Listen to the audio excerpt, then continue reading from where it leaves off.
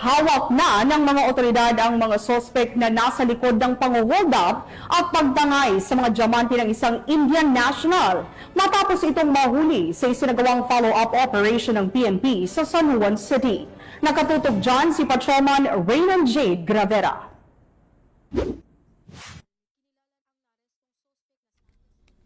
Arestadong tatlong lalaki na sospek sa pang-hold up sa isang Indian national na negosyante ng diamante sa San Juan City. Ang mga sospek ay kinilalang sina alias Muhammad, alias Machol at alias Jamal na pawang mga residente ng Barangay 807, San Andres Bukid, Santa Ana, Manila City. Ayon sa report ng biktima, kakatapos lang nitong kumain sa harap ng isang kilalang restaurant sa may Green Hills Shopping Center sa San Juan City nang biglang hinawakan at kinaladkad siya ng 5 lalaki sa kanyang sasakyan.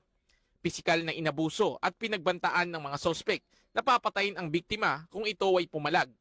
Kinuha nila ang kanyang mga diamante na nagkakahalaga ng tinatayang 1 million pesos, 9,000 US dollar, 750,000 pesos na cash at isang Google Pixel 7 na cellular phone na nagkakahalaga ng 30,000 pesos. Sa kabuuan, umabot sa estimated total na 2,275,000 pesos ang nalimas nitong mga sospek sa biktima at pati ang sasakyan ng biktima ay tinangay din.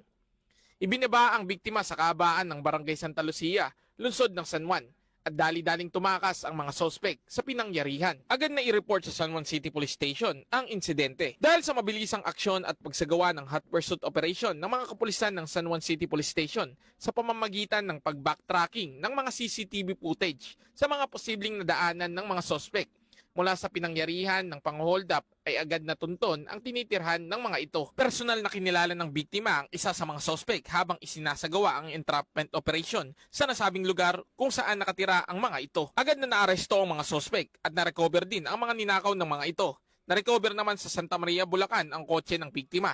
Samantalang patuloy naman ang pagtugis ng kapulisan sa 2 pang sospek na at large.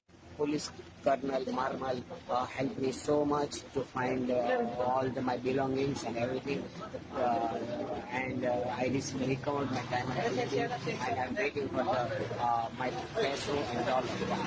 Naharap ngayon ng mga sospek sa paglabag sa Article 293 ng Revised Penal Code o robbery.